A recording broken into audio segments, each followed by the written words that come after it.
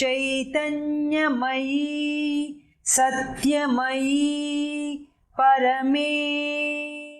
అందరికీ నమస్కారం. మనం శ్రీ అరవిందులు రచించిన సావిత్రి మహాకావ్యంలో బుక్ 6 క్యాంటో 1 చదువుతున్నాం. Book 6 the book of fate, canto 1 the word of fate. ఇందులో నారద మహర్షి, అశ్వపతి మహారాజు, ఆయన భార్య సావిత్రీదేవి అందరూ ఉన్నటువంటి ఒక సమావేశం. ఆ సమావేశంలో సత్యవంతుని గుణగణాలను గురించి నారదుడు చెప్తున్నాడు. ఆ సందర్భంలో ఉన్నాం మనం. కిందటిసారి మనం చదివినప్పుడు ఆయన ఎలాంటి వాడో, ఆయన దివ్య వ్యక్తిత్వాన్ని గురించి చెప్పి, ఆయన ఈ ప్రాణం అనేటువంటి దాంట్లో నుంచి, ఈ భౌతిక పదార్థాలలో నుంచి వెలికి వచ్చినటువంటి దేవత ఆయన అని అన్నారు. సో పదార్థమే తయారు చేసినటువంటి దేవత. సో పదార్థం దైవత్వంగా తయారు కావడానికి ఈ భూలోకంలో అవకాశం ఉంది. దానికి ఉదాహరణనే సత్యవంతుడు. అక్కడ దాకా మనం చదివాం. అయిన తర్వాత నారదుడు కొనసాగించాడు. ఈసారి ఆయన ఏం మాట్లాడుతున్నాడో మనం చూద్దాం. O loss, if death into its elements of which his gracious envelope was built, shattered these ways before it breathes its sweets, as if earth could not keep too long from heaven. A treasure thus unique loaned by the gods, a being so rare of so divine make. ఆయన మహనీయత ఇంతటిది అని చెప్పి, ఈ మహనీయతనంతటినీ కూడా ఆస్వాదించకుండానే ఆయన జీవితం ముగియబోతోంది అనేది నారదుడు చెప్తున్నాడు. అరవిందులు, ఈ అరవిందుల యొక్క కావ్య శిల్పం, ఆ చెప్తున్నటువంటి పద్ధతి మనం గమనిస్తే ఎంతో ఉత్కంఠగా, ఎంతో ఆసక్తిగా ఆయన సత్యవంతునికి సంభవించబోయేటువంటి మరణాన్ని ఆయన రివీల్ చేస్తున్నారు. ఆ రాసే పద్ధతి, ఆ శైలి మనం గమనించినట్లయితే ఒక ఉత్కంఠ భరితమైనటువంటి దాన్ని శ్రీ అరవిందులు ఆయన నెమ్మదిగా రివీల్ చేస్తున్నారు. అది ప్రత్యేకత. O loss, if death into its elements of which his gracious envelope was built, shattered these ways before it breathes its sweets. ఒక్క ఉదటన ఊపిరి తిప్పుకోకుండా నారదుడు చెప్తున్నాడు. ఇంత పెద్ద విషయాన్ని గుక్క తిప్పుకోకుండా ఆయన చెప్తున్నాడు. ఆయన ఏమంటున్నాడంటే, హిస్ గ్రేషియస్ ఎన్వెలప్, హిజ్ సత్యవంతుడు, సత్యవంతుని యొక్క సౌందర్యపూరితమైనటువంటి ఎన్వలప్, బాహ్య ఆకృతి, ఆయనని కవర్ చేసినటువంటి శరీరం, ఆయన ఆకృతి ఎలాగా నిర్మితమైంది, ఇట్ వాజ్ బిల్ట్, ఎట్లా నిర్మితమైంది అది ఆయన చెప్తున్నారు. చెప్పి గ్రేషియస్ ఎన్వలప్ వాజ్ బిల్ట్, సౌందర్యాకృతి నిర్మాణమైంది. ఆ నిర్మాణమైనటువంటి సౌందర్యాకృతి యొక్క into its elements, if death into its elements, ఆ సౌందర్యాకృతి తయారు చేయబడినటువంటి ఆ పదార్థాలలో మృత్యువు గనక లోపలికి చొచ్చుకుపోయినట్లయితే, ఆయన ప్రాణం, ఆయన మనస్సు, ఇవన్నీ కూడా ఎలిమెంట్స్. ఈ వీటిలోకి డెత్ చొచ్చుకుపోయి ఏం చేయబోతున్నది? Shatter this vase before it breathes it sweets. Vase అంటే మనకు తెలుసు, వాజ్ అంటూ ఉంటాం కదా, ఫ్లవర్ వాజ్ అంటాము. ఆ ఫ్లవర్ వేస్ అది పూలకుండి. ఆయన శరీరం అంతా కూడా ఒక పూలకుండి అయితే, అందులో ఉంచినటువంటి పువ్వులన్నీ కూడా ఆయనకు సంబంధించిన ఎలిమెంట్స్ అయితే, వాటన్నింటి మాధుర్యాన్ని అనుభవించకుండానే మృత్యువు ఈ పూల కుండీని బద్దలు కొడితే ఓ లాస్, ఎంత నష్టం, ఎంత కష్టం, ఎంత విపరీతం అని నారదుడు అంటున్నాడు. ఆ చెప్పటంలో, ఆ ఉత్కంఠగా చెప్పటంలో, ఆ వర్ణనలో శ్రీ అరవిందుల యొక్క అనన్యమైనటువంటి నైపుణ్యం, ఆ మహనీయత మనకి అతి స్పష్టంగా ఇందులో తెలుస్తున్నాయి. So if death shatter this vase before it breathes its sweets అంటే మాధుర్యం, దానిలో ఉన్నటువంటి మాధుర్యాన్నంతటినీ కూడా బ్రీత్స్ ఆస్వాదించకుండానే డెత్ దాంట్లోకి, ఆకృతిలోకి చొరబడి దాన్ని షాటర్ చేసినట్లయితే, ఆ శరీరాన్నంతటినీ విచ్ఛిన్నం చేస్తే, దాన్ని మరణానికి గురి చేస్తే ఎలా ఉంటుంది?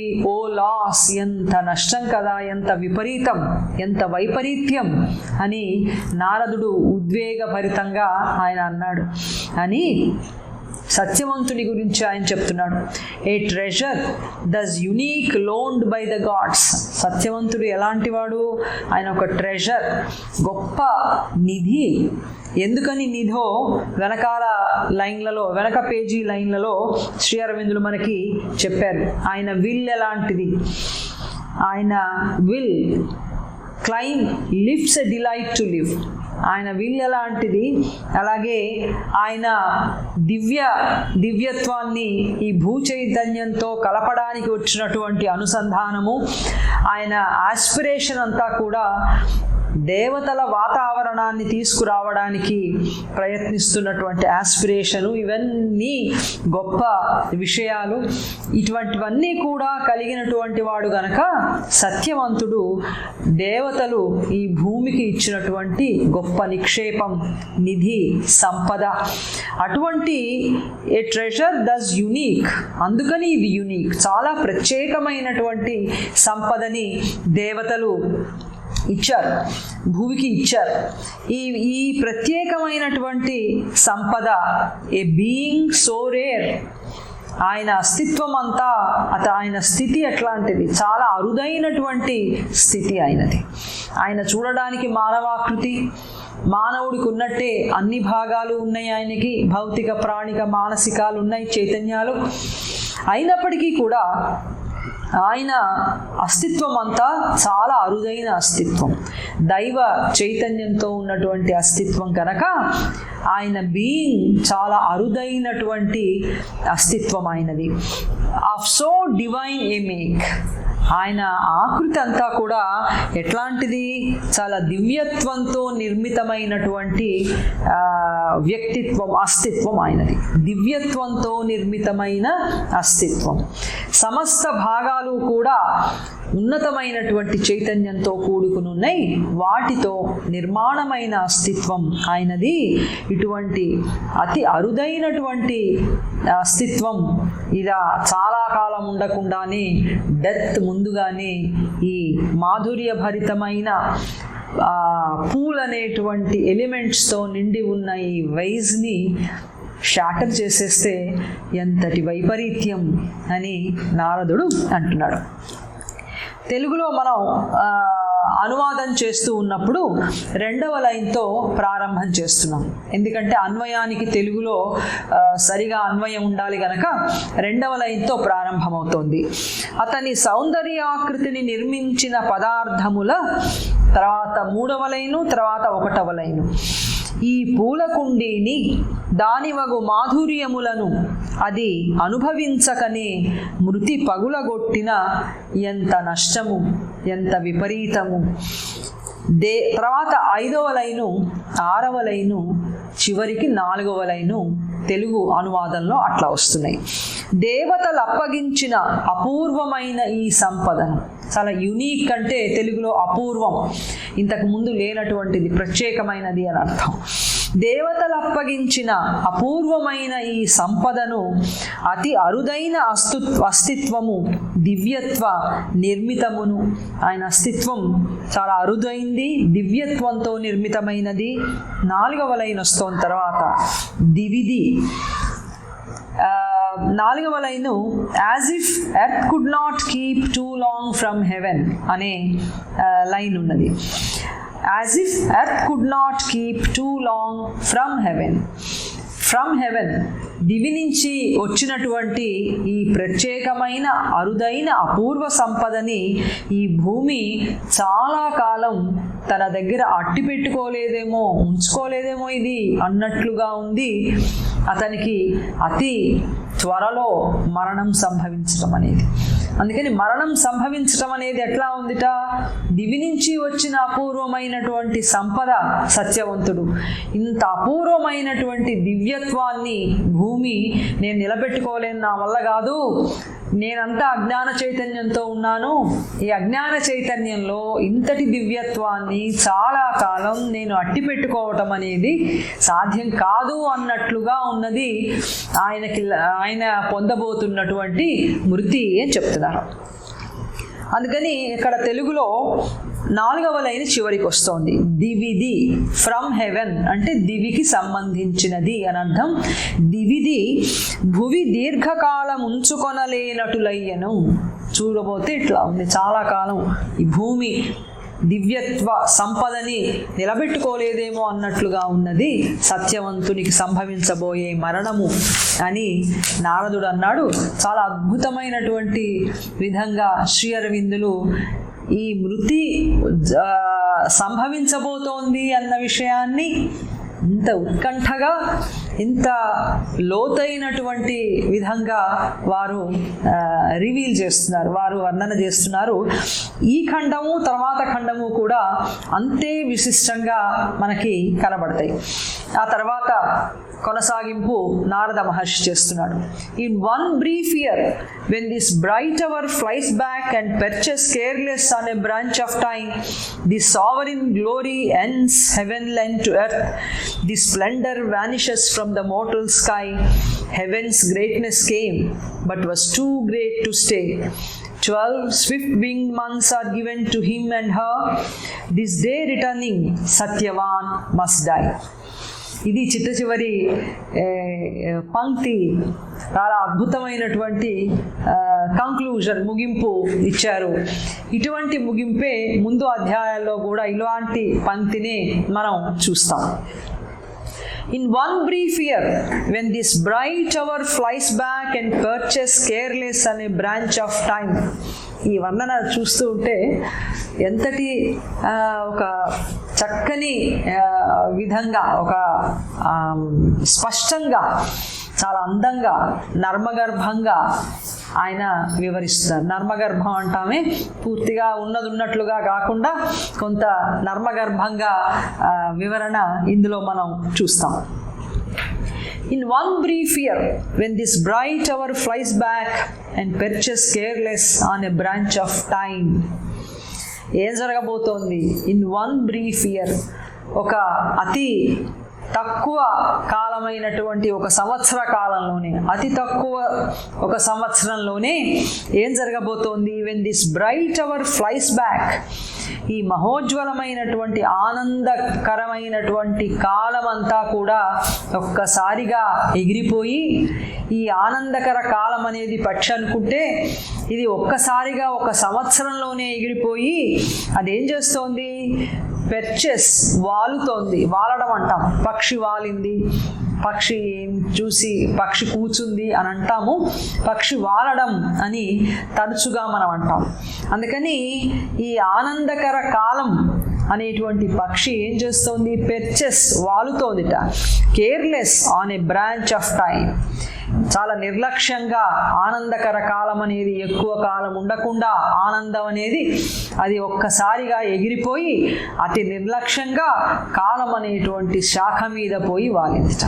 ఇక కాలానికే వదిలేసింది. ఆనందం అనేది కాలానికి వదిలేసి ఏమైతే అదయింది నాకే అన్నట్టుగా కాలం అనేటువంటి కొమ్మ మీద వెళ్ళి ఈ ఆనందం అనేటువంటిది కూర్చుంది. అంటే ఒకే ఒక సంవత్సరం మాత్రమే ఆనందకర కాలం సత్యవంతునికి. ఆ తర్వాత కాలం ఏ విధంగా తీసుకువెడితే అట్లా వెళ్ళిపోవలసిందే అని నారదుడు అన్నాడు అశ్వపతి మహారాజుతో. చాలా అద్భుతంగా శ్రీ అరవిందులు వర్ణన చేశారు ఇక్కడ. The sovereign glory ends heaven lent to earth. సత్యవంతుడనేటువంటి సావరిన్ గ్లోరీ, సార్వభౌమమైనటువంటి వైభవం, ఆయన ఎక్కడా ఎదురులేనటువంటి వైభవం, దైవత్వం పుణికి పుచ్చుకుని జీర్ణించుకున్నటువంటి అస్తిత్వం, అది దేవలోకాలలో ఉన్నత లోకాలలో మాత్రమే చూస్తాం. ఆ ఉన్నత లోకాలలో కనిపించేటువంటి అప్రతిమానమైనటువంటి వైభవం, ఎదురులేనటువంటి వైభవం, సావరిన్ గ్లోరీ అన్నారు. ఎదురు లేదు ఆ వైభవానికి, ఎవ్వరూ దానికి అడ్డు చెప్పలేరు. ఎక్కడా? ఉన్నత లోకాలలో. ఈ భూమి మీదకి ఆ వైభవం దిగి వస్తే ఎలా ఉంటుంది?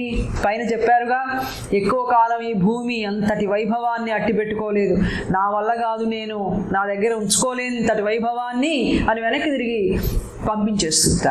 దీనివల్ల కాదు, ఇదంతా అజ్ఞాన చైతన్యం గనక.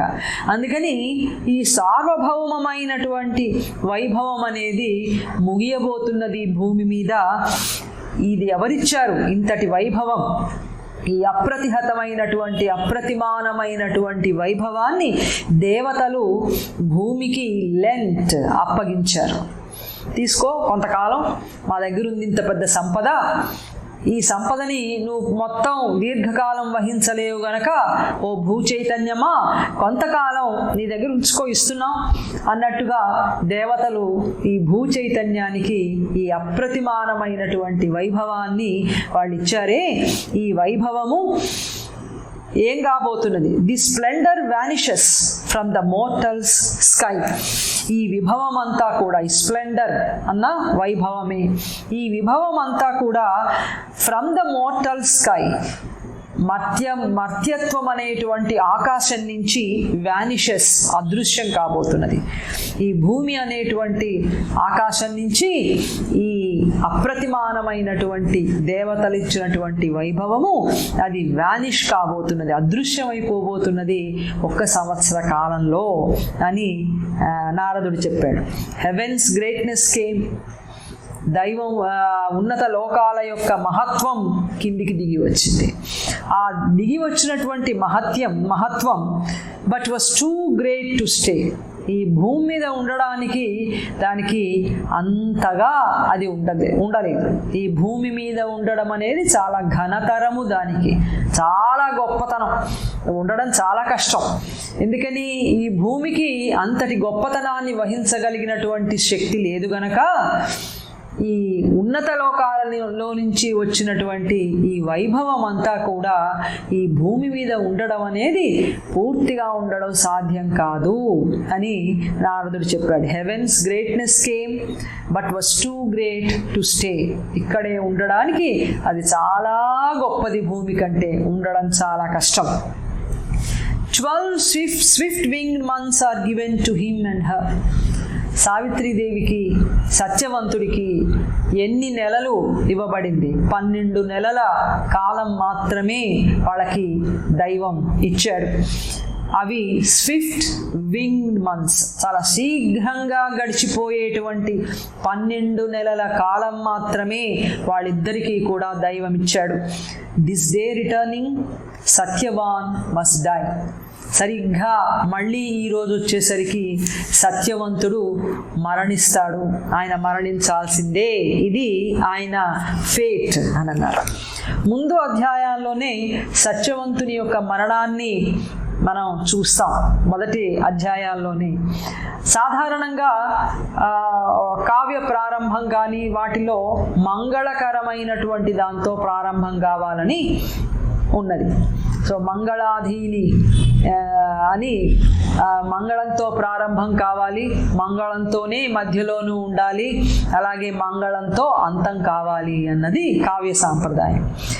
దానికి కొంత భిన్నంగా మొట్టమొదటి అధ్యాయాలలోనే శ్రీ అరవిందులు సత్యవంతుని యొక్క మరణ వార్తని ఆయన చెప్తారు. చెప్పినప్పుడు ఆయన ఒక మాట లెటర్స్ ఆన్ సావిత్రిలో ఆయన అన్నారు. ఆ లైన్ ఏమిటో మనం చూద్దాం. This was the day when Satyavan must die అనేటువంటి పంక్తి అది. ఈ రోజే సత్యవంతుడు మరణిస్తున్నటువంటి రోజు, ఆయనకి మరణం ఆసన్నమవుతున్నటువంటి రోజు ఈ రోజే అన్నటువంటి పంక్తిని నేను నా నిలువెత్తు ధనమిచ్చినా నేను ఈ వాక్యాన్ని మార్చను అని అన్నారు. ఇది ఏది మారుస్తారు మీరు, ఇది ఏమైనా మారుస్తారా అంటే ఈ పంక్తిని మాత్రం నేను మార్చనన్నారు. ఎందుకు మార్చరో ఆయనే కారణం కూడా చెప్పారు. Which I would not remove from its position, even if you were to give me the crown and income of the Kavi Samrat for doing it. ఈ పంక్తి తీసేయండి, మీకు కవి సామ్రాట్ బిరుదు ఇస్తాము, అట్లాగే కవి సామ్రాట్టులకు ఇచ్చేటువంటి వెలలేని సంపదలు ఇస్తాము, ఈ వాక్యాన్ని తీసివేయండి అంటే కూడా నేను ఈ వాక్యాన్ని అది ఎక్కడుందో అక్కడి నుంచి నేను తీయను. ఎంతటి సంపద ఇచ్చినా సరే, ఎంత కీర్తి ఇస్తామన్నా సరే అని శ్రీ అరవిందులు చెప్పారు.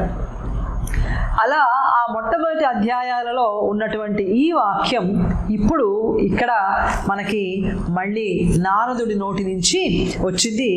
This day returning Satyavan must die. తిరిగి మళ్ళీ సంవత్సరం గడిచి ఈ రోజు వచ్చేసరికి సత్యవంతుడు మృతి చెందాలి అని చెప్పాడు. ఒక వత్సరమున ఈ సంతోషకాలం ఎగిరిపోయి కాలపు శాఖపై నిర్లక్ష్యముగా వాలినప్పుడు అంతమౌను దివి భువికిడిన సార్వభౌమ వైభవము అదృశ్యమైపోవు నీ విభవము మర్త్యాంబరము నుండి. అంబరం అంటే ఆకాశం అని అర్థం. వచ్చే దివి మహత్వము ఘనతరమగునది ఇటనుంటకు. దివి నుంచి గొప్ప మహత్వం కిందికి దిగి వచ్చింది, కానీ ఇక్కడ ఉండడానికి ఇటనుంటకు ఘనతరము అగును. అది చాలా గొప్పది, భూమి వహించలేనంత గొప్పది అది, ఇక్కడ ఉండడం అసాధ్యం. రయమగు 12 నెలలివ్వబడిన అతనికి ఆమెకు. రయము చాలా వేగంగా గడిచిపోయేటువంటి, మరలవచ్చు ఈ దినమే సత్యవంతుడు చనిపోవలే. ఇది ఆయన విధి అని నారదుడు చెప్పాడు. చెప్పగానే ముందుగా రియాక్ట్ అయింది ఎవరు ముందుగా ప్రతిస్పందించారు ఈ మాటకి? ఎవరు స్పందిస్తారు? తల్లి స్పందిస్తుంది సహజంగా. అందుకని సహజమైనటువంటి ఆ మాతృ లక్షణంతోనే ఇక్కడ ప్రారంభమైంది. వెంటనే హఠాత్తుగా విన్నటువంటి ఈ దురదృష్టకరమైనటువంటి మాటని వెంటనే అవగాహన చేసుకోలేకపోయింది. దానికి వెంటనే స్పందించింది రాణి, స్పందించింది. ఆ స్పందన చూడండి ఎంత సూటిగా, ఎంతటి ఉద్వేగభరితంగా ఉందో. ఆ మాటలు పొదగడంలో శ్రీ అరవిందులు చూపినటువంటి నైపుణ్యం, ఆ మహనీయత ఎంతటివో మనం ఇది చదివితే తెలుస్తుంది. A lightning bright and nude the sentence fell. ఒక్కసారిగా అందరి మీద నారదుడు అన్నటువంటి ఈ మాట, ఏ మాట? This day returning Satyavan must die అన్నటువంటి ఈ మాట ఒక్కసారిగా అందరి మీద కూడా లైటనింగ్ బ్రైట్, ఒక పెద్ద మెరుపు మెరిసినట్లుగా, విద్యుద్ఘాతం తగిలినట్లుగా, న్యూడ్గా అన్నారు. న్యూడ్గా అంటే అనాచ్ఛాదితంగా, ఆచ్ఛాదనలు లేకుండా, సూటిగా, సరాసరిగా, ఏ మాటల కవరింగ్ లేకుండా, ఆ మాటల మధ్యనో ఈ మాటల మధ్యనో చక్కగా నెమ్మదిగానో, ఒక్కసారిగా చెప్తే షాక్ అవుతారని నెమ్మదిగా చెప్పడమో, ఇట్లాంటివి ఏమీ లేకుండా ఉన్నది ఉన్నట్లుగా, పిడుగుపాటులాగా, మెరుపు మెరిసినట్లుగా నారదుడు అన్నటువంటి ఈ మాట అందరి మీద కూడా పడింది. లైటనింగ్ బ్రైట్, పెద్ద మెరుపు మెరిసినట్లుగా, సరాసరిగా ఆ మాట అందరి చెవులలో పడింది. పడితే మిగతా ఇద్దరు ఏమీ స్పందించలా. అశ్వపతి మహారాజు స్పందించలా, అలాగే సావిత్రీదేవి నుంచి కూడా ఏ ప్రతిచర్య రాలా. తల్లి మాత్రం చాలా వెంటనే ఆమె ఉద్వేగభరితంగా ఆమె అంటున్నది. బట్ ద క్వీన్ క్రైడ్ రాణి ఎలుగెత్తింది. క్రై అని అంటే మనం తెలుగులో ఎలుగు ఎత్తటం అంటాం, కంఠమెత్తి అని అర్థం. పెద్ద గొంతుతో ఆవిడ ఇలా అన్నది, vain then can be heaven's grace. ఆ ఒక్క వాక్యం, పైన వాక్యం ఎలాగైతే ఒకే ఒక పంక్తిలో పరమశక్తిమంతంగా అర్థాన్ని ఉంచి ఇచ్చారో శ్రీ అరవిందులు, this day returning Satyavan must die అన్న వాక్యంలో ఎలాగైతే ఒక పరిపూర్ణమైనటువంటి అర్థాన్ని శక్తిమంతంగా ఇచ్చారో, అలాగే ఇక్కడ కూడా రాణి మాట్లాడుతున్నటువంటి ఈ ఒక్క వాక్యం కూడా అంతే శక్తివంతమైనటువంటి పదాలతో అటువంటి ఉద్వేగాన్ని వెల్లడించింది. Vain then can be heaven's grace. ఇందాకటి నుంచి నారద మహర్షి చెప్తున్నారు, హెవెన్స్ గ్రేస్ ఎట్లా ఉంది, హెవెన్లీ క్వాలిటీస్ ఎట్లా ఉన్నాయి సత్యవంతుల్లో, ఆయన ఎంత మహనీయుడు అని చెప్పాడే, ఆయనలో ఉన్న ఈ మహనీయత్వం అంతా కూడా వెయిన్, వృధాయే కదా అంది రాణి.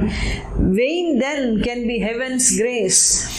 స్వర్గం ఇచ్చినటువంటి అనుగ్రహం, స్వర్గం చూపించిన అనుగ్రహం అంతా కూడా వృధయే కదా అని రాణి కూడా ఎలుగెత్తి గట్టిగా అన్నది. For death is a cup bearer of the wine of too brief joy held up to mortal lips for a passionate movement by the careless gods.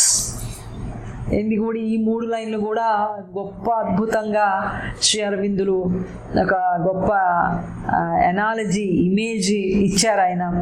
రాణి అన్నది, for death is a cup bearer of the wine of two brief Joy held up to mortal lips అన్నది. మానవుల యొక్క పెదవులకి దేవతలు ఇస్తున్నటువంటి ఒక అమృతం, ఆనందామృతం అనేది దేవతలు ఇస్తున్నారు.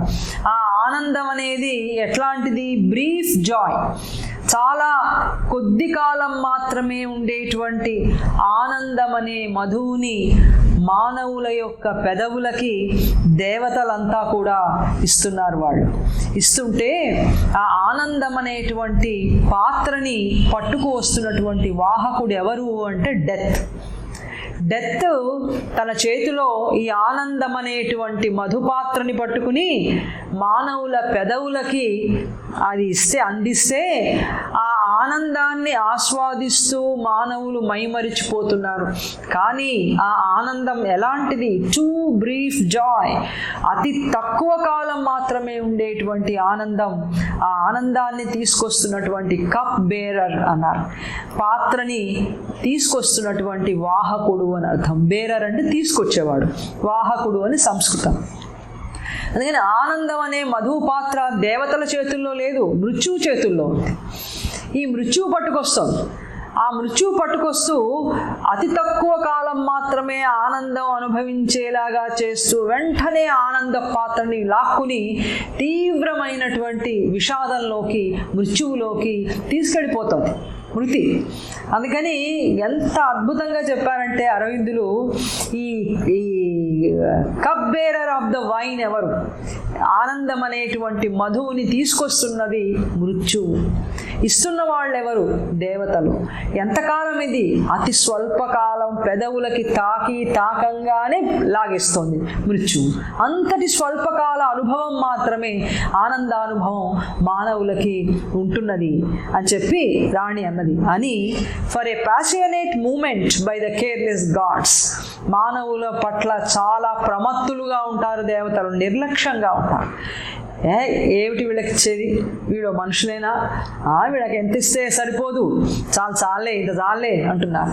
మామూలుగా మానవులం మనమే తోటి మానవుల పట్ల చాలాసార్లు ఇదే భావంతో ఉంటాం. చాలే, ఇచ్చిందే చాలా ఎక్కువైపోయింది, ఇంకా ఎక్కువ ఎందుకు వీళ్ళకి, చాలు ఇది చాలు అంటామే. ప్రతి విషయంలో, భావాల్లో కానీ, ఏదైనా ఇవ్వడంలో కానీ, ఆలోచనలో కానీ చాలు వీళ్ళకి ఇంత చెప్తే చాలే, ఇంకా ఏదైనా పెద్ద ఏమైనా చెప్పాలా ఏంటి, వీళ్ళకి అవసరంలా, ఇప్పుడు ఇచ్చింది, ఇప్పుడు చెప్పింది, ఇప్పుడు అంతా చేసింది చాలా ఎక్కువ, ఇంతకంటే ఎక్కువ చేస్తే వీళ్ళు మన మాట వినరు, కాబట్టి ఇంతే చేయాలి అని చేయగలిగినా కూడా ఎంత తక్కువ చేసి మనుషులని అణిచిపెట్టి ఆధిపత్యం వహించాలనేటువంటి అహం యొక్క భావన మానవులలో ఎలా ఉంటుందో బహుశా దేవతల్లో కూడా అట్లాగే ఉన్నట్టుంది. ఆ దేవతలు కూడా పరమ నిర్లక్ష్యంగా ఆనందాన్ని ఇస్తారట. దేనికోసం? ఫర్ ఏ ప్యాషనేట్ మూమెంట్, భావోద్వేగపూరితమైనటువంటి ఒక్క క్షణం కోసం మాత్రమే ఇస్తారు. ఎంతో ఆనందోద్వేగంలో అబో గొప్ప ఆనందం అనుభవిస్తున్నాను అనేటువంటిది పూర్తిగా ఆస్వాదించకుండానే లాగేస్తారు. టార్చర్స్ పెడుతున్నప్పుడు మనం చూస్తూ ఉంటాంగా సినిమాల్లో వాటిలో, దాహంగా ఉందంటే ఇన్ని నీళ్ళు ఇచ్చి మిగతా అంతా నువ్వు చెప్తే అప్పుడు ఈ చెంబుడు నీళ్ళు ఇస్తానంటాడు. వాడు ఇస్తాడో ఇవ్వడో తర్వాత సంగతి, చెప్పడం మాత్రం అంతే చెప్తాడు, అంతే ఇస్తాడు. అట్లాగే దేవతలు కూడా చాలా నిర్లక్ష్యంగా ఒక ఆనంద ఉద్వేగపు ఒక్క క్షణాన్ని మాత్రం ఇస్తారు. ఇచ్చి ఆ ఆనందానుభవ పాత్రని ఎవరు తీసుకొస్తున్నారంటే మృత్యువు తీసుకొస్తున్నది. అంతా మృత్యువు చేతిలో ఉంది అని క్వీన్ అన్నది. మెరిసెడి మెరుపు వలెను సరాసరిగా పడిన వచనము, కాని రాణి ఎలుగెత్తే అయిన దివి అనుగ్రహము వృధయే. తర్వాత తెలుగులో 5వ లైను 6వ లైను 4వ లైను వచ్చాక 3వ లైను అనువాదంలో వస్తుంది మన తెలుగు అన్వయం కోసం. మెరిసెడి మెరుపు వలెను సరాసరిగా పడిన వచనము, కాని రాణి ఎలుగెత్తే అయిన దివి అనుగ్రహము వృధయే. నరుల మోవికి స్వల్పకాల హర్ష మధువు నొసగుదురు, క్షణిక భావోద్వేగమునకై ప్రమత్తులగు దేవతలు. మృత్యువగును మధుపాత్రను కొనివచ్చడి వాహకునిగా, దివి గొప్ప కానుకల నిడుట మనల గేలి చేయుటకి. సో 3వ లైను మిస్ అయింది ఇంగ్లీష్లో. Vain then can be heaven's grace అన్నాక రాణి heaven mocks us with the brilliance of its gifts అన్నది. బ్రిలియన్స్ ఆఫ్ ఇట్స్ గిఫ్ట్స్, ఉన్నత లోకాలన్నీ కూడా బ్రిలియన్స్, చాలా ఉజ్వలమైన ప్రకాశవంతమైన ఆనందాన్ని కలిగించే అటువంటి ఉజ్వలమైనటువంటి కానుకలు ఇస్తాయి దివ్యలోకాలన్నీ. ఎందుకు ఇస్తాయిట? మాక్సస్, మన్ని వేళాకోళం చేయడానికి. వేళాకోళం అనే మాటకి ఇంకొక మాట తెలుగులో గేలి చేయడం అంటారు. గేలి, ఎందుకు గేలి చేస్తున్నావు అంటూ ఉంటారు. ఏదో మన్ని వేళాకోళం చేయడానికే మహోజ్వలమైన కానుకలని మనకి చూపించి ఆ తరువాత ఒక క్షణం అవ్వగానే వాటన్నిటినీ కూడా మృత్యు పాలు చేసేస్తున్నారు ఈ దేవతలు అని ఉన్నత లోకాలన్నీ కూడా ఇలా మన్ని గేలి చేస్తున్నాయి అని రాణి అన్నది. ఈ రెండు కూడా epigrams. Heaven mocks us with the brilliance of its gifts, for death is a cup bearer of the wine. ఈ రెండు of too brief joy held up to mortal lips for a passionate movement by the careless gods.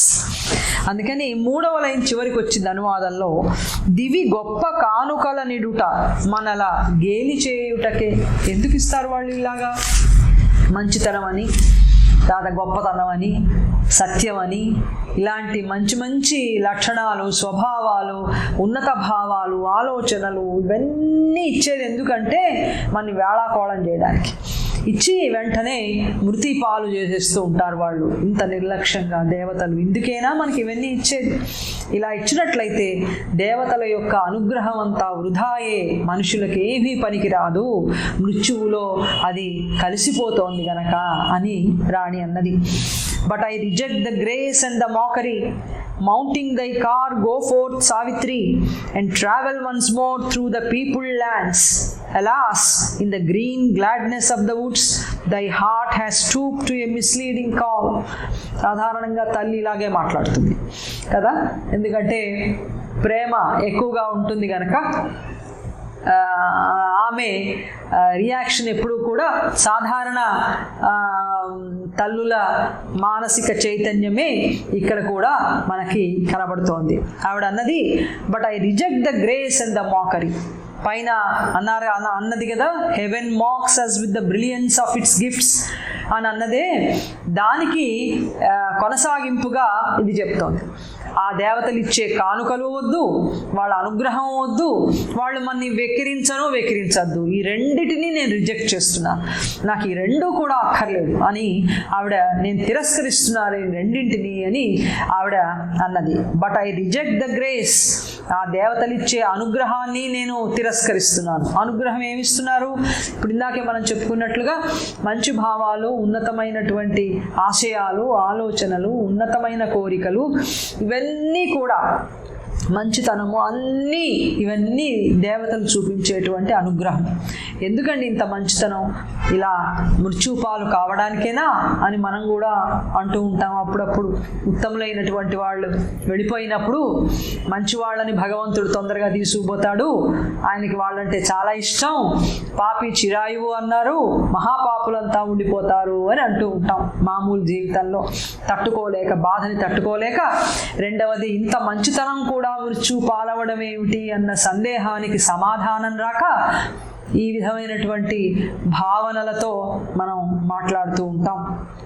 అలాగే రాణి కూడా అన్నది, I reject the grace, ఈ దైవానుగ్రహాన్ని తిరస్కరిస్తున్నాను. And the మాకరీ, దేవతలు చేసేటువంటి ఈ వేళాకోళాన్ని, ఈ గేలి వెక్కిరింతలను ఇచ్చి మనని పూర్తిగా మృత్యుపాలు చేసి, బాగైందా, చూసావా, బాగా అనుభవించావా ఆనందాన్ని, మంచితనాన్ని, పుణ్యాన్ని, గొప్పతనాన్ని అని వాళ్ళు వెక్కిరిస్తుంటే ఆ వెక్కిరింపు నాకొద్దు, ఈ అనుగ్రహము నాకొద్దు అని రాణి చాలా తిరస్కారంగా బాధతో అన్నది. మౌంటింగ్ దై కార్ గో ఫోర్త్ ఓ సావిత్రి, కూతుర్ని వైపు చూసింది. సావిత్రి, మళ్ళీ ఒకసారి నీ రథం ఎక్కి వెళ్ళు అన్నది. మౌంటింగ్ అంటే ఎక్కటం, గో ఫోర్త్, ముందుకెళ్ళు, అది నీ రథం ఎక్కి మళ్ళీ ఆ అడవుల్లోకే వెళ్ళు అన్నది. And travel once more through the peopled lands, ఆ అడవుల్లో కొంతమంది ఆవాసాలు ఏర్పరచుకుని వాళ్ళు జీవిస్తున్నారు, మునులుగా ఉంటూ అక్కడే విచారణలో వాళ్ళందరూ కొంతమంది ఉన్నారే, అవి పీపుల్డ్ ల్యాండ్స్, ఆ అడవులలో జనావాసాలు అని అర్థం, జనాలు నివసించేటువంటి చోట్లు. మళ్ళీ రథం ఎక్కి అడవుల్లోకి వెళ్ళి ఈ జనాలు ఉండేటువంటి ఆవాసాలన్నిటికీ కూడా వెళ్ళి అని అక్కడ ఆపి వెంటనే తన ఉద్వేగాన్ని మళ్ళీ చెప్తోంది. సరిగ్గా రాణి మాట్లాడుతున్నటువంటి మాటలన్నీ సంభాషణాపూర్వకంగా మనకు కనబడతాయి. మామూలుగా మన ఇళ్లలో బాధ కలిగినప్పుడు చూడండి, ఒక విషయాన్ని మొదలుపెట్టి అది పూర్తి చేయకుండానే దానికి రిలేటెడ్గా ఉన్న ఇంకొక మాటనని అప్పుడు వెనక్కి వెళ్ళి అది పూర్తి చేస్తూ ఉంటాం. అలాగే ఆవిడ కూడా, సావిత్రి వెళ్ళు, మళ్ళీ అడవుల్లోకి వెళ్ళు, అక్కడ ఉన్నటువంటి మనుషులు ఎవరున్నారో వాళ్ళ దగ్గరికి వెళ్ళు నువ్వు అని మళ్ళీ ఇంకొక మాట అన్నది. అలాస్, అయ్యో, in the green gladness of the Woods, ఆ అడవుల్లో ఉన్నటువంటి ఆ పచ్చని సంతోషాల మధ్య, ఆ ఆనందోజ్వల అడవులలో నీ హృదయం ఏమైపోయింది? Thy heart has stooped to a misleading call, నీ హృదయం అంతా కూడా స్టూప్డ్, లొంగిపోయింది. దేనికి? టు ఎ మిస్లీడింగ్ కాల్, నిన్ను మభ్యపరిచేటువంటి పిలుపు ఏదో ఆ అడవుల్లోంచి వినిపిస్తే ఆ పిలుపుకి నీ హృదయం లొంగిపోయింది. ఆ ఆనందోజ్వలమైనటువంటి అడవుల్లో వెళుతూ ఉన్నప్పుడు, వెళ్ళు సావిత్రి, వెళ్ళు, మళ్ళీ వెళ్ళు అని అక్కడ ఆపి, నువ్వు అప్పుడు వెళ్ళినప్పుడు నిన్ను మభ్యపరిచేటువంటి పిలుపేదో నీకు వినపడితే నువ్వు మభ్యపడిపోయి నీ హృదయాన్ని అక్కడ దానికి అర్పించావు అని రాణి అన్నది. అని ఇంత సహజమైనటువంటి సంభాషణ విధానాన్ని శ్రీ అరవిందులు అవలంబించడం ద్వారా కావ్యానికి ఒక సౌందర్యాన్ని, ఒక వాస్తవికతని ఇచ్చి గొప్ప ఆసక్తితో మనం చదివేటట్లు, తర్వాత ఆ హృదయ ఉద్వేగాల యొక్క లోతులు, ఆ సత్యాలు మనకి తెలిసేటట్లు ఆయన శైలంతా కూడా సాగింది. కానీ తిరస్కరింతు నా కరుణను హేళనను కూడా, సావిత్రి నీ రథము నధిరోహించి బయలుదేరుము, పయన మగుము మరొక పరి జనావాస భూముల నుండి, అయ్యో పచ్చని ఆనందోజ్వల వనభూములందు లొంగినది గదా నీ హృది మభ్యపరచిన పిలుపునకు. అని అన్నది ఆవిడ. సరిగ్గా ఇవి మనం మాట్లాడుకున్న సగం సగం తెలిసినటువంటి జ్ఞాన చైతన్యంతో అజ్ఞానపు ప్రేమతో మాట్లాడినటువంటి మాటలు. మనం కూడా ఇదే ప్రేమగా మాట్లాడతాం. అయితే మనం ఏమనుకుంటామంటే నాది ఎంతో గొప్ప ప్రేమ అని అనుకుంటాం. గొప్ప ప్రేమ అన్నమాట నిజమే, కానీ ఈ ప్రేమలో ఏమి ఉంటుంది అంటే మోహం ఉంటుంది, అజ్ఞాన చైతన్యం ఉంటుంది, సత్యం ఏమిటో తెలియదు గనక ఇది ఎంత ఒక స్వచ్ఛమైన ప్రేమ అయినా కూడా జ్ఞానంతో ఉన్నటువంటి ప్రేమ కాదు. కుంతీదేవి భాగవతంలో శ్రీకృష్ణుని అడుగుతుంది చిట్ట చివరికి. ఏమడుగుతుందంటే, యాదవులందు పాండుసుతులందు నధీశ్వర నాకు మోహవిచ్ఛేదము చేయుమయ్య, ఘనసింధువు చేరెడు గంగభంగి నీ పాద సరోజ చింతనముపై ననిశము మదీయ బుద్ధి అత్యాదర వృత్తితో గదయునట్లుగా చేయగదయ్య ఈశ్వర అంటుంది. ఇంకా చాలు మహాప్రభో, పాండవుల మీద కానీ యాదవుల మీద కానీ నాకు ఇక మోహం అనేది విచ్ఛేదం చెయ్యి అని అడుగుతుంది. మనకి మోహం పోవాలంటే కూడా దైవానుగ్రహం కావాలి. అందుకని దైవాన్ని మనం ప్రార్థించాలి. నాలో ఉన్న అహాన్ని, ఇతరమైనటువంటి అతి పరిమితమైనటువంటి వాటన్నిటినీ నేను కృషి చేస్తాను, ఆ కృషిని ఫలించేటట్లు చేయి తండ్రి, నీ అనుగ్రహం లేకపోతే ఇవి సంపూర్ణంగా పోవు అని ఆయనను అడిగి కుంతీదేవి అంటుంది, ఏం కావాలట ఆవిడికి? నీ పాద సరోజ చింతనము మీద అనిశము, ఎప్పుడూ నీ పాద సరోజములు అనేటువంటి వాటి మీద నా చింతన ఉండేటట్లుగా నువ్వు చెయ్యాలి. దానికి ఒక ఉపమానం చెప్పింది. ఘన సింధువు చేరెడి గంగా భంగి, గంగా నది సముద్రంలో ఎలా కలిసిపోతుందో అలాగే నా మనసు కూడా నీ పాదముల మీదనే నిరతము ఉండేటట్లు చెయ్యమని ప్రార్థన చేస్తుంది. అప్పుడే సంపూర్ణమైనటువంటి జ్ఞానం, మోహం లేనటువంటి జ్ఞానం ఉంటుంది. లేకపోతే ఆ మోహావేశంలో మనకి ఎంత ప్రేమ ఉన్నా ఆ ప్రేమలో ఎప్పుడూ కూడా అజ్ఞానమే ఉంటుంది. ఇలా ఆమె అన్నది అని ఇక్కడ yes, alas in the green gladness of the woods thy heart has stooped to a misleading call. నిన్ను ఏదో పిలుపు మభ్యపరిచింది, ఆ పిలుపుకి నీ హృదయం లొంగిపోయింది. మళ్ళీ వెళ్ళు సావిత్రి, మళ్ళీ వెళ్ళి ఇంకొకళ్ళని ఎవరైనా వరించు అని చెప్పి ఆమె చెప్పబోతున్నది. ఎన్నుకొను ఇంకొక పరి, సారీ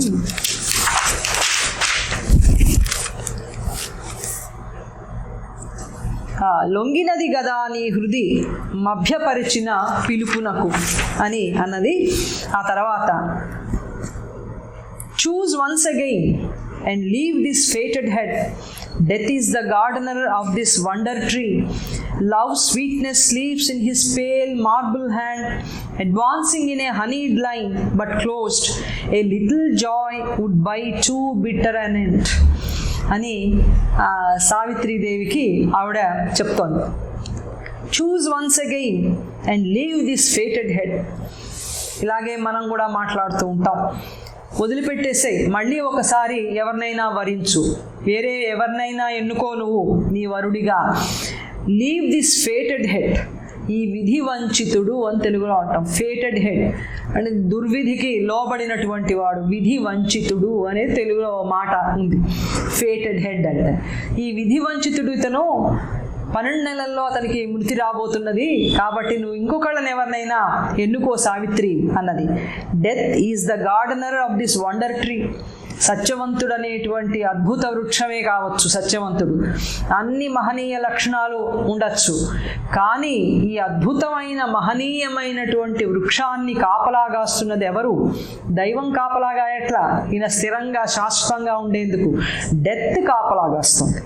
డెత్ తోటమాలిగా కాపలాదారుడుగా ఉన్నాడు ఈ మహనీయ వృక్షానికి. అది ఎప్పుడు అనుకుంటే 12 నెలలు కాగానే ఆ 12వ నెలలో ఈ సత్యవంతుణ్ణి తీసుకెళ్ళి వెళ్ళిపోతాడు. కనుక 12 నెలలు ఎప్పుడు పూర్తవుతాయా అన్నట్టుగా కాపలాగాస్తున్నటువంటి తోటమాలిగా ఉన్న మృత్యువు ఇతను ఫేటెడ్ హెడ్, ఇతన్ని వదిలిపెట్టేసే అని చెప్పి ఇతను ఎంత మహనీయుడైనా కూడా అతను ఎవరి ఒడిలో ఉన్నాడు, మృతి ఒడిలో ఉన్నాడు. మృతి కాపలాగాస్తోంది ఆయన్ని, ఎవరు ఆయన దగ్గరికి రాకుండా తనే పట్టుకుపోయేటట్టుగా. Love sweetness sleeps in his pale and marble hand. ఈ లైన్లో హిజ్ అంటే మృత్యువు అని అర్థం. ప్రేమ అనేది ఎవరి చేతిలో ఉంటుంది? ప్రేమ మాధుర్యం. మానవుడు ప్రేమ ప్రేమ ప్రేమ అని ఆక్రోశిస్తాడు. ప్రేమ కావాలి అతనికి, సంఘం నుంచి కావాలి, తోటి వాళ్ళ నుంచి కావాలి, అందరి నుంచి, తోటి మానవులందరి నుంచి ప్రేమ కావాలి. ఆ ప్రేమ మాధుర్యం ఎంతో గొప్పదని అతని హృదయం స్పందిస్తూ చెప్తూ ఉంటుంది. ఆ ప్రేమ మాధుర్యం కోసం వెడతాడు, కానీ విఫలమైపోతూ ఉంటాడు. ఎందుకు చెప్తోంది? Love sweetness sleeps in his pale marble hand. మృత్యు యొక్క పేల్, వివర్ణమైనటువంటి పేల్ అనేది మనం ఎప్పుడు పాలిపోయినట్టు అంటాం. నిర్జీవం అనే అర్థంలో పేల్ని వాడుతూ ఉంటాం. చాలా నిర్జీవమైనటువంటి చెయ్యి అతనిది, వివర్ణమైనటువంటి చెయ్యి. వివర్ణము అని అంటాం, ఏ కలరు లేదనమాట, ఏ వర్ణము లేకుండా పాలిపోయినట్లుగా నిర్జీవంగా ఉన్నటువంటి చేతితో ఉంటుంది మృత్యువు. దానికి సజీవం అని ఎప్పుడు అంటాం? ఉత్తమ భావాలు, తర్వాత ఆలోచనలు, భావాలు, కోరికలు అన్నీ కూడా జీవించే వైపుగా వెళితే అప్పుడు సజీవము అని అంటాం. అవేమీ లేకుండా అన్నీ విత్డ్రా అవుతున్నట్టుగా ఉపసంహరించుకుంటూ ఉంటే అది పేల్ హ్యాండ్ అవుతుంది, వివర్ణమైనటువంటి చెయ్యి, పాలిపోయిన చెయ్యి. మృత్యువు చెయ్యి ఎలా ఉంటుంది? వివర్ణమైనటువంటి చెయ్యి, అది నిర్జీవం. ప్రతి సజీవమైన దాన్ని తనలోకి తీసేసుకుని నిర్జీవం చేయాలనేటువంటి ఒక తపన, లక్ష్యం మృత్యువుది. అంతేగా, ఎంతో సజీవంగా ఆడుతూ పాడుతూ సంతోషకరంగా ఉండేటువంటి చైతన్యం ఒక్కసారిగా మృత్యువు ఆవహించగానే నిర్జీవం అయిపోతుంది. అందుకని నిర్జీవమైనటువంటి చేయి మృత్యువుది. తర్వాత అతని చేయి ఇంకెట్లాంటిదో చెప్తున్నాడు. Marble hand. మార్బుల్ అంటే పాషాణం, పాషాణం లాంటి చెయ్యి, కఠినమైన చెయ్యి, రాతి మనసు కలిగిన చెయ్యి. మృత్యువుకి అయ్యో అని మనం దుఃఖపడుతూ ఉంటే, పోనీలేమ్మా ఇంకో 4 ఏళ్ళు ఉండిరా, 4 ఏళ్ల తర్వాత మళ్ళీ వస్తాను అని అనదు మృత్యు. చాలా కఠినమైనటువంటి చెయ్యి, అలా చేయి పెట్టడం, ఇలా తనలోకి తీసేసుకోవటం, అంతే తప్ప ఇతర ఏ భావోద్వేగాలు కానీ కరుణ ఇలాంటివి ఏమీ లేవు. కాబట్టి మృత్యువు చేయి చాలా కఠినం, మార్బుల్ హ్యాండ్. అలాగే చాలా పేల్ హ్యాండ్, నిర్జీవమైనటువంటి చెయ్యి. కాబట్టి అటువంటి చేతిలో ప్రేమ మాధుర్యం అనేది ఎలా ఉండగలుగుతుంది? ఉండదు. అది స్లీప్స్, అది పూర్తిగా ఆ ప్రేమ అనేటువంటిది అందులో అతని చేతిలో సోలిపోయి ఉంటుంది, నిర్జీవం అయిపోయి నిద్రాణంగా ఉంటుంది, సోలిపోయి ఉంటుంది, స్పృహ తప్పినట్టుగా ఉంటుంది, సోలిపోయి ప్రేమ మాధుర్యం. కాబట్టి మృత్యు చేతిలో ఉన్న ఇవన్నీ ప్రేమ మాధుర్యాలు ఇవన్నీ అని రాణి అన్నది. Advancing in a honeyed line but closed. ఈ ప్రేమ మాధుర్యం యొక్క దారి ఎట్లా ఉంటుంది? హనీడ్ లైన్, చాలా మాధుర్య భరితమైన ఆనంద మార్గం ఇది. ప్రేమ అనగానే ఆ మార్గం ఆనందంగా కనపడుతుంది, ఆనంద మార్గం అనిలాగా కనపడుతుంది. హనీడ్ లైన్ ఆనంద మార్గం లాగా కనపడుతుంది. అడ్వాన్సింగ్, ముందుకు పోతూ ఉంటే, క్లోజ్డ్, ఆ మార్గం అంతా కూడా మూసేసి ఉంటుంది. ఎవరు మూసేస్తారు? డెత్ మూసేస్తుంది. ఆనందం అనే మార్గాన్ని మొత్తం క్లోజ్ చేసేస్తుంది, ఆ ద్వారాన్నంతటిని మూసేస్తుంది డెత్. కనుక ఆ డెత్ చేతిలో ప్రేమ మాధుర్యం అనేది అది సజీవంగా ఉండదు అని అన్నది. A little joy would buy too bitter an end. ఏదో కొద్దిపాటి ఆనందం కోసం తాపత్రయపడుతూ ఉంటే చిట్ట చివరికి ఆ కొద్దిపాటి ఆనందం దేన్ని తీసుకొస్తుంది? టు బిటర్ యానెంట్, అతి ప్రమాదకరమైనటువంటి ముగింపుని తీసుకొస్తుంది. చివరికి నాశనం తప్ప ఇంకొకటి ఏమీ ఉండదు అని రాణి ఇక్కడ ప్రేమ అనేది నిలబడడానికి వీలు లేదు అని సత్యవంతుని యొక్క ఉదాహరణలో చెప్తూ అతని మహత్వము, అతని మాధుర్యము, అతని ఉత్తమత్వము ఎంత గొప్పగా ఉన్నా కూడా అతనిని ఆవహించింది ఇప్పుడు మృత్యువు. కాబట్టి వద్దు సావిత్రి, ఇతన్ని వరించద్దు అని ఆమె చెప్పింది.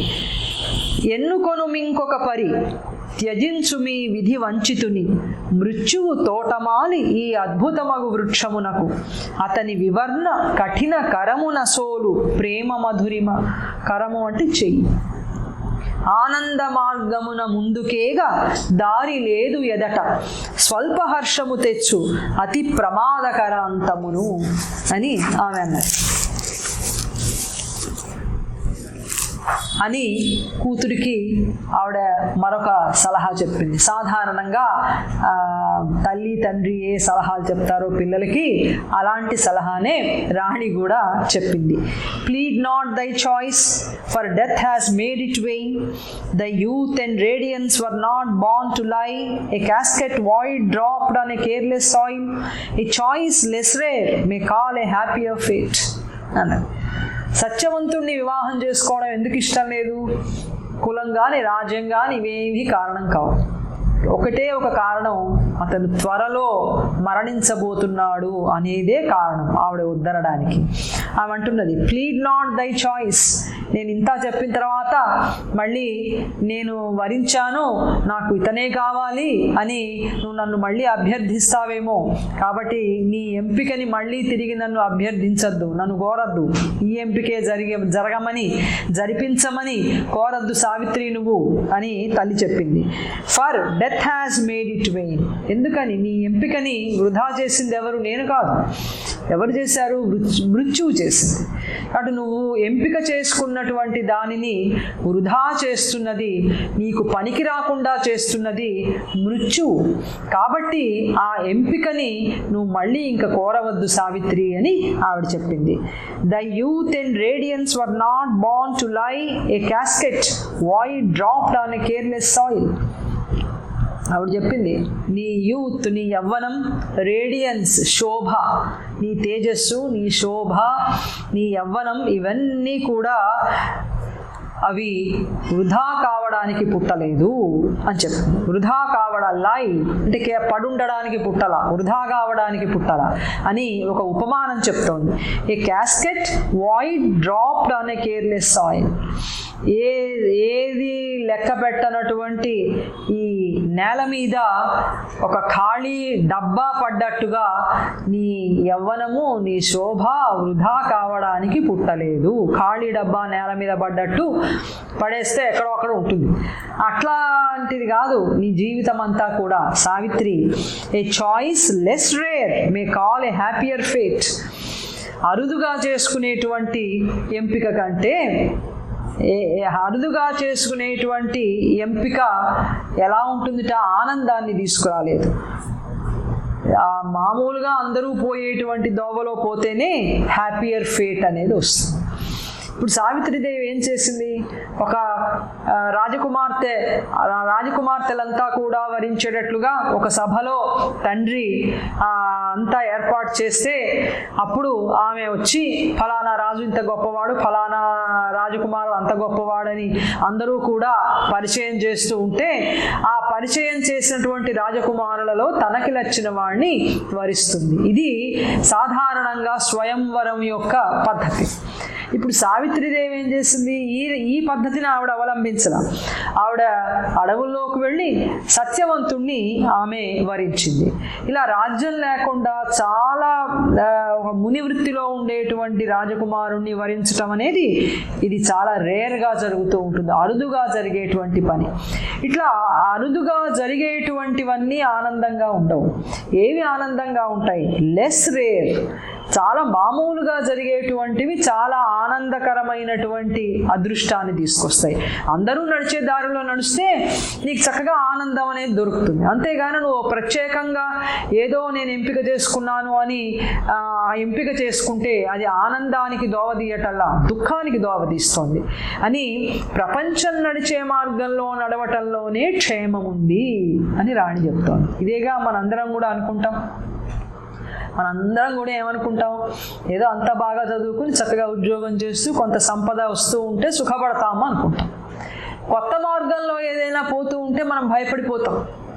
అమ్మో మన పిల్లలు ఈ కొత్త మార్గంలో పోతున్నారు, ఏమవుతుందో ఏమిటో, ఇందులోకి పోతానంటాడు, చివరికి ఏమవుతుందో ఎట్లా అని ఆందోళన వస్తూ ఉంటుంది. ప్రపంచమంతా ఏ మార్గంలో పోతున్నదో ఆ మార్గంలో పోతే ఆనందం అనేది దక్కుతుంది, కొత్త మార్గంలోకి పోతే ఆనందం అనేది ఉండదు అని ఘంటాపథంగా రాణి చెప్తాం. ఇది ప్రపంచం యొక్క పద్ధతి, ప్రపంచం యొక్క ఆలోచనే రాణి ద్వారా శ్రీ అరవిందులు చెప్తున్నారు. ప్రపంచం అంతా ఎట్టబోతుందో ఆ దారిలో పోతే అక్కడ ఫెయిల్యూర్స్ వచ్చినా ఓడిపోయినా ఏం జరిగినా మనకేం బాధ లేదు. అందరూ పోయారు, మనము పోయాం.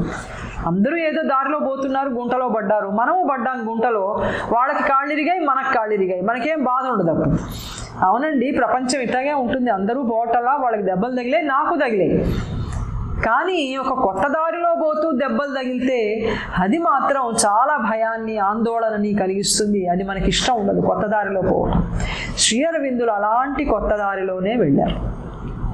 ఈ ప్రపంచంలోకి దైవాన్ని తీసుకురావటం సాధ్యమా అనేటువంటి దాన్ని అన్వేషిస్తూ, ఈ అన్వేషణలో ఎవరెవరికి సంబంధం ఉంది, నాకు ఆ దైవానికి మాత్రమే చెందినది ఈ మార్గం, మరొకళ్ళకి ఇందులో సంబంధం లేదు, ఆయన నేను కలిసి తేల్చుకోవలసినటువంటి విషయం ఇది. కనుక ఇందులో ఎన్ని తుఫాన్లు వచ్చినా, ఎన్ని రకాల అవరోధాలు వచ్చినా సరే నేను ఈ మార్గంలో వెళ్ళి చిట్ట చివరికి ఏం జరుగుతుందో నేను చూస్తాను. అంతదాకా నా అన్వేషణ ఈ కొత్త మార్గంలోనే సాగుతుంది అని ఈ భూప్రపంచంలోకి దైవాభివ్యక్తి సాధ్యమా కాదా అనేటువంటి అన్వేషణలో శ్రీ అరవిందులు ఒక్కరే ప్రయాణం చేశారు. చేసి ఆయన ఏమి ప్రపంచాన్ని నిందించాలా, అందరూ నాతో రండి, నేను ఒక్కడే పోవాలా, మీ అందరి కోసం చేస్తున్నా నేను, నాకు మీరు తోడు రారా అని అల్లా ఆయన ప్రపంచం కోసం చేస్తున్నారు. ఆయన ఆ ప్రపంచం కోసం చేసే దాంట్లో ఆయన ఒక్కరే అన్వేషకుడై దైవాన్ని కిందికి తీసుకొచ్చి ప్రపంచాన్నంతటి కూడా ఆనందమయమైనటువంటి ప్రపంచంగా తయారు కావడానికి నేను కృషి చేస్తాను. ఇందులో ఇష్టమైనటువంటి వాళ్ళు వస్తే అభ్యంతరమేమీ లేదు, కానీ నేను బలవంతంగా రమ్మని ఎవరిని పిలవను అని ఆయన అనేక సార్లు చెప్పారు. అలాగా ప్రపంచం నడుస్తున్నటువంటి దారిలో అదే మార్గంలో బీటెన్ ట్రాక్లో నడవటం అనేది ప్రపంచం యొక్క పద్ధతి. ఇది కొత్తదాన్ని అన్వేషించదు, కొత్తగా ఆలోచించదు, కొత్తగా అంటే దానికి ఇష్టం ఉండదు, భయము, సోమరితనము, అన్నీ లక్ష్యం తెలియదు, ఏమీ తెలియదు. కానీ కొత్త మార్గాల్లో వెళ్తున్నటువంటిది ఎవరు? ఇక్కడ సావిత్రీదేవి కొత్త మార్గంలోకి వెళుతున్నది. తల్లి ఏం చేస్తున్నది, అందరూ వెళ్ళేటువంటి దాంట్లో వెళితే నువ్వు సుఖపడతావు కదా అంటున్నది. ఆ సుఖపడటంలో ఎన్ని కష్టాలు ఉన్నాయో తెలిసినప్పటికీ కూడా ఆ సుఖాన్నే కోరుకుంటూ ఉంటాం. మనం తన్నులు తింటూ సుఖపడ్డాన్ని మనం కోరుకుంటాం, కానీ ఏ బాధ లేకుండా ఆనందం ఒకటి ఉంటుంది, దానికోసం మనం అన్వేషించాలి అంటే ఎవడైనా అన్వేషించి నా చేతిలో పెడితే అప్పుడు అనుభవిస్తా. కానీ నా అంతటి నేనేదో కొత్త దారి ఎందుకు, బోల్డంత వేదాంతం బోల్డంత ఉంటే అదంతా తెలుసుకోక ఇప్పుడు ఏదో కొత్త మార్గంలో పోవాలా అని మనస్సు ఎదురు తిరుగుతూ ఉంటుంది. అందుకని ఈ బీటెన్ ట్రాక్లో అందరూ పోయేటువంటి ఆ దారిలోనే వెడితే అమ్మా ఏ చాయిస్ లెస్ రేర్ అంది. అందుకే చాలా అరుదుగా చేసుకునేటువంటి ఎంపికల్లోనే హ్యాపీయర్ ఫేట్ అనేది ఉంటుందమ్మా. అంతేగాని ప్రత్యేకంగా నువ్వు వేరే రకంగా వెళితే అందులో వచ్చేది దుఃఖమే సావిత్రి అని చెప్పి తల్లి అంటున్నది. ప్రపంచపు పోకడని రాణి మాటల ద్వారా శ్రీ అరవిందులు తెలియజేస్తున్నారు. వేడకు నీ ఎంపిక కొరకు వృధపరచ మృతి దానిని జనింపలేదు నీ యవ్వన శోభలు వృధయగుటకు నిర్లక్ష్యపు నేలపైని పడిన శూన్య పేటిక వలె అరుదుగా జరుగని ఎంపికయే ఆనందకర విధియగు. ఇది మనం ఎపిగ్రామ్ రాసి పెట్టుకోవాలి. ఆనందకరమైన విధి అంటే ఏమిటా అంటే ప్రపంచం ఏ దోవలో పోతుందో ఆ దోవలోనే పోవటం, అది ఆనందం. అక్కడ ఎన్ని దెబ్బలు తగిలినా సరే, ఎన్ని వైఫల్యాలు వచ్చినా సరే, ఏమి జరిగినా సరే అదే మనసు పట్టించుకోదు. ఇది చెప్తున్నారు. ఇక్కడ మనం ఆపుదాము. వచ్చే వారం మిగతాది కొనసాగిద్దాం. ఓం ఆనందమయీ చైతన్యమయీ సత్యమయీ పరమే ఓం నమో భగవతే ఓం నమో భగవతే ఓం నమో భగవతే. అందరికీ నమస్కారం.